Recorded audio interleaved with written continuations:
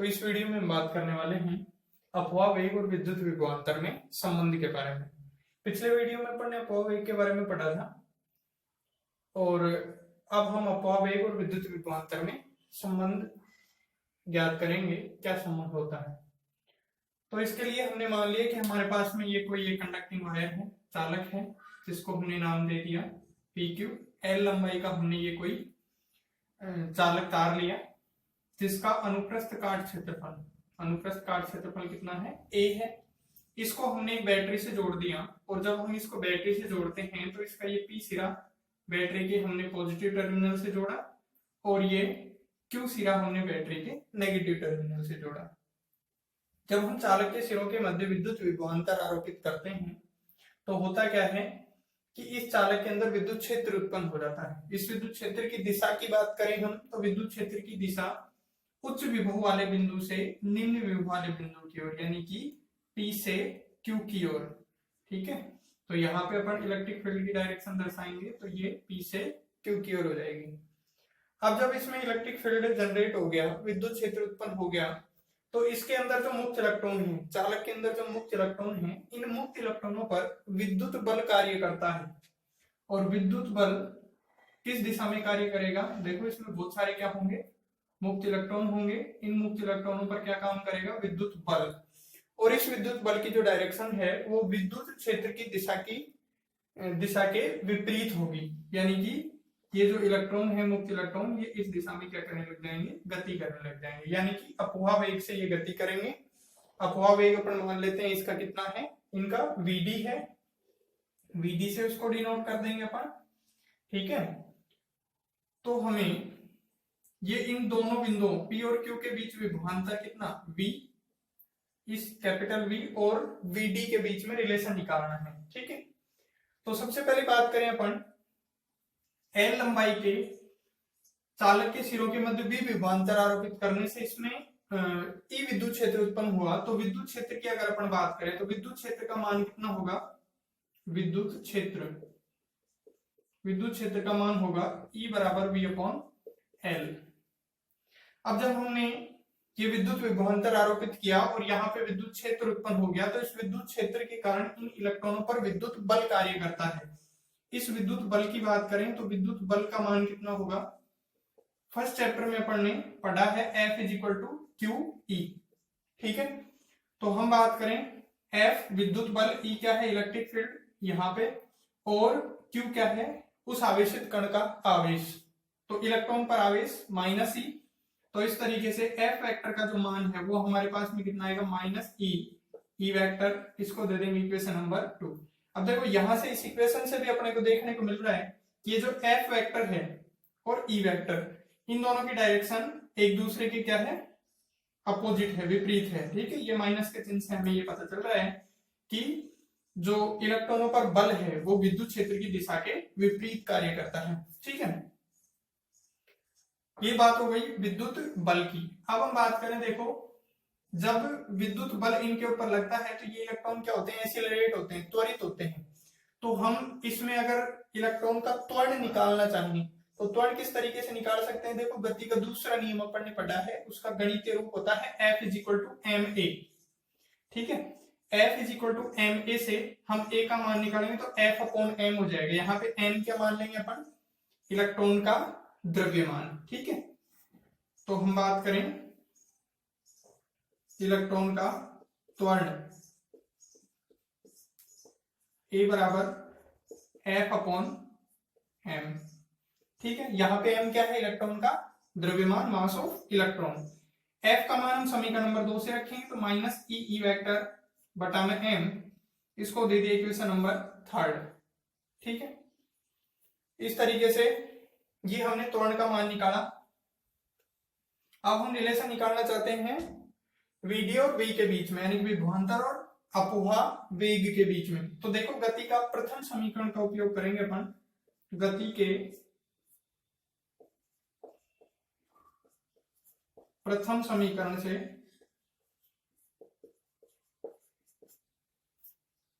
गति का पहला समीकरण क्या होता है? V बराबर U प्लस A T। अब यहां पे अपन बात करें तो देखो ए क्या होता है त्वरण, टी समय, यू क्या होता है प्रारंभिक वेग और वी क्या होता है अंतिम वेग। तो हम इलेक्ट्रॉनों का प्रारंभिक वेग मान ले कितना 0, और जब हमने इस चालक के सिरों के मध्य विद्युत विभवांतर आरोपित कर दिया तो विद्युत विभवांतर आरोपित करने के बाद इलेक्ट्रॉनों ने जो अधिकतम वेग प्राप्त किया उसी को अपन क्या कहते हैं अपवहन वेग। और इसका जो अंतिम वेग है इलेक्ट्रॉनों का वो किसके बराबर होगा अपवहन वेग के बराबर। ए का मान हमने निकाल लिया है, ए का मान कितना होता है ये हमने निकाला है -ई बटा में m, और यहाँ पे t हम किसके बराबर लेंगे टाउ के, इसको हम कहते हैं विश्रांति काल। पिछले वीडियो में हमने इसकी डेफिनेशन पढ़ी थी।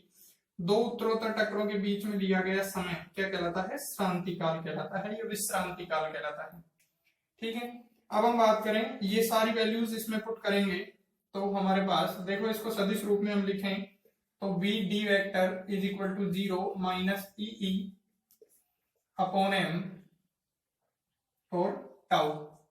ठीक है, तो vd का मान हमें किस तरीके से मिला vd vector is equal to minus E tau upon m। इसका परिमाण की बात करें तो परिमाण कितना हो गया इसका vd is equal to E tau upon m। ठीक है, समीकरण 1 से हम किसका मान रखना चाहते हैं ई का मान रखना चाहते हैं। तो देखो यहां से ये वाली जो इक्वेशन है, जैसे इसको अगर मैं इक्वेशन नंबर दूं 4, ठीक है, तो इक्वेशन 4 में हम इक्वेशन 1 से क्या रखेंगे E is equal to V upon L रखेंगे। ठीक है, तो वी डी का मान क्या आएगा E V tau upon M L. तो ये हमारे पास में समीकरण नंबर 5। तो समीकरण 4 किस किस के बीच में रिलेशन बताती है अपवाह वेग वीडी और किस किस के बीच में रिलेशन बताती है विद्युत क्षेत्र के बीच में। और समीकरण जो 5 है वो किस किस के बीच में रिलेशन बताती है अपवाह वेग और विद्युत विभवांतर के बीच, यानी कि V D proportional to V. तो ये तो क्या है डायरेक्ट वेलोसिटी अपवाह वेग, और ये क्या है पोटेंशियल डिफरेंस विद्युत विभवांतर। तो हम ये देखते हैं कि जो अपवाह वेग है वो विद्युत विभवांतर के आरोपित विद्युत विभवांतर के क्या होता है समानुपाती होता है। तो इस तरीके से हमारे पास में ये रिलेशन मिलता है अपवाह वेग और विद्युत विभवांतर के बीच। बात करते हैं गतिशीलता की। गतिशीलता इसको हम कहते हैं मोबिलिटी। देखो गतिशीलता को हम किस तरीके से परिभाषित करेंगे। गतिशीलता को हम व्यक्त करते हैं म्यू से, और गतिशीलता को हम परिभाषित करते हैं एकांक विद्युत क्षेत्र में इलेक्ट्रॉनों के अपवाह वेग का परिमाण। एकांक विद्युत क्षेत्र में इलेक्ट्रॉनों के अपवाह वेग का परिमाण क्या कहलाता है एकांक विद्युत क्षेत्र में इलेक्ट्रॉनों के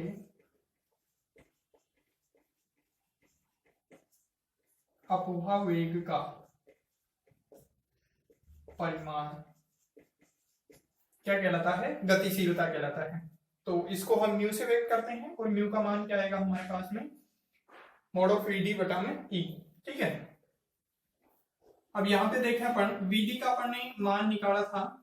वीडी का मान किस तरीके से निकाला था, देखो वीडी का मान ई टाउ अपॉन एम। ठीक है, एक ये हमारे पास में ये भी आया था E V tau upon M L. तो हम ये बड़ा फॉर्मूला यूज करेंगे। देखो म्यू इज इक्वल टू क्या आएगा ई टाउ अपॉन एम। ई को इसके नीचे लेके आएंगे। ठीक है, यहां से हमने क्या किया इस वीडी का मान इसके अंदर रखा समीकरण में, इसको जैसे समीकरण नंबर 1 दे दिया। तो इक्वेशन 1 में हमने क्या किया वीडी का मान रखा ई टाउ अपॉन एम, और ये ई से ई कैंसिल हो गया। तो हमारे पास में म्यू का मान कितना आया ई टाउ अपॉन एम, या फिर हम लिख सकते हैं वीडी अपॉन ई। तो ये हमारे पास में आ गया किसका मान गतिशीलता का मान। ठीक है, अब देखो इसके मात्रा की बात करें अपन तो मात्रा क्या हो जाएगा गतिशीलता का एसआई मात्रक। यहां से हमने देखा ये जो वेग है इसका मात्रक क्या होता है, अपॉन वेग मीटर पर सेकेंड। ठीक है, विद्युत क्षेत्र का मात्रक वोल्ट पर मीटर, तो ये मीटर ऊपर चला जाएगा और सेकंड नीचे आ जाएगा, तो वोल्ट इंटू सेकंड।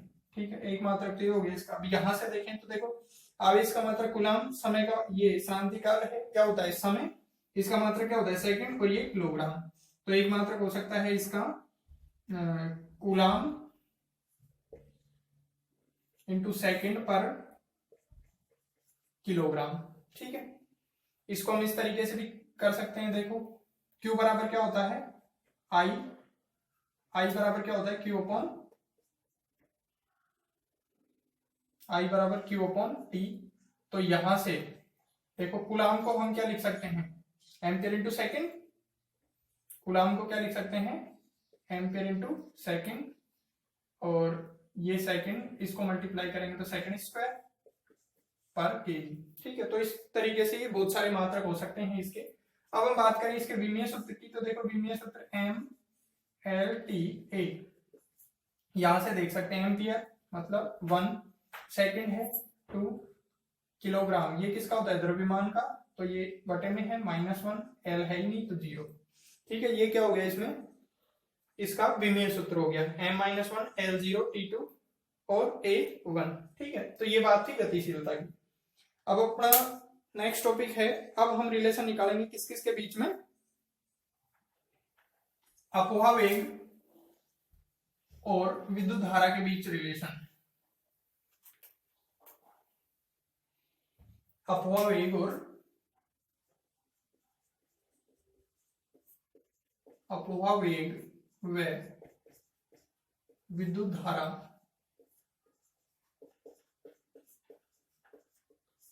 में संबंध।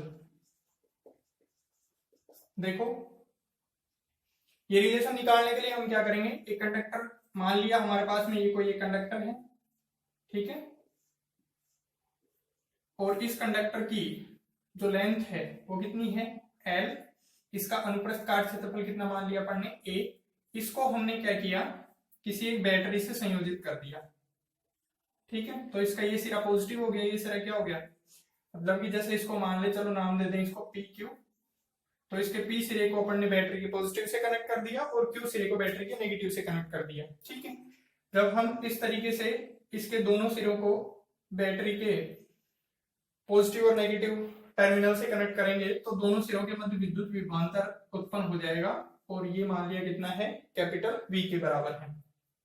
ठीक है, जब हम विद्युत विभवांतर बैटरी लगाएंगे तो होगा क्या, ये जो चालक है इसके अंदर इलेक्ट्रिक फील्ड जनरेट हो जाएगा, विद्युत क्षेत्र उत्पन्न हो जाएगा, और इस विद्युत क्षेत्र की दिशा हमेशा उच्च विभव वाले बिंदु से निम्न विभव वाले बिंदु की ओर। तो इस तरीके से ये इलेक्ट्रिक फील्ड की डायरेक्शन हो जाएगी इसमें।